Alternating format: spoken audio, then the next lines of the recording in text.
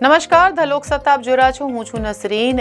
આજે વાત કરીશું યશવંત વર્માની. જી હા, એ યશવંત વર્મા કે જેમના ઘરના સ્ટોર રૂમમાંથી મળ્યા છે અબજો રૂપિયાની કેશ.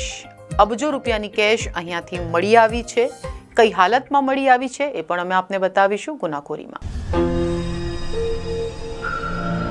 તો જસ્ટિસ યશવંત વર્મા, જી હા, એ જ યશવંત વર્મા કે જેઓ દિલ્હી હાઈકોર્ટમાં જજ હતા અને ત્યારબાદ કેટલાક વિવાદો બાદ તેમની નિયુક્તિ, તેમની ટ્રાન્સફર અલ્હાબાદ હાઈકોર્ટમાં કરી દેવામાં આવી હતી. અને હવે ફરીથી આજ યશવંત વર્મા આવી ગયા છે વિવાદોમાં.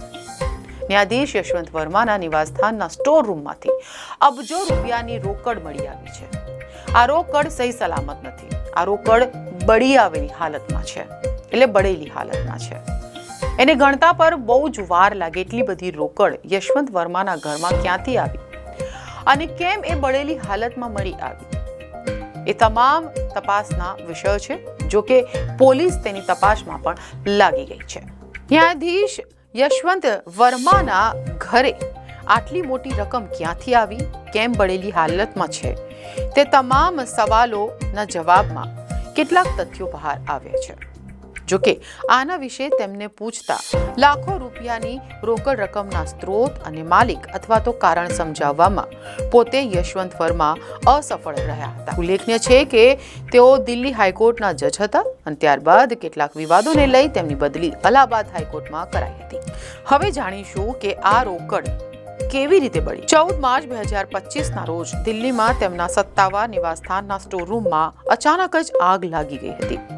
ત્યારે તેઓ ચર્ચામાં આવી ગયા હતા અને જ્યારે અહીંયા ફાયર બ્રિગેડની ટીમ પહોંચી હતી ત્યારે તેમણે 500 રૂપિયાની નોટોના બળેલા બંડલ મળી આવ્યા હતા.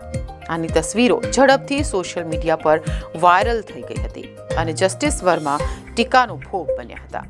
જોકે આ ઘટનાએ એટલું તોફાન મચાવ્યું હતું કે ન્યાયાધીશ પર મહાભિયોગના આરોપોનો સામનો કરવો પડ્યો હતો.